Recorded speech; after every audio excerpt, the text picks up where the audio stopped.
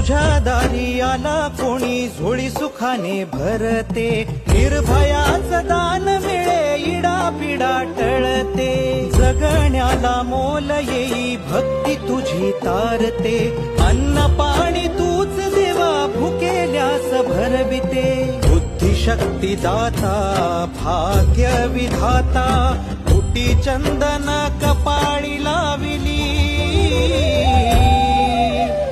माऊली माझी स्वामी समर्थ माऊली।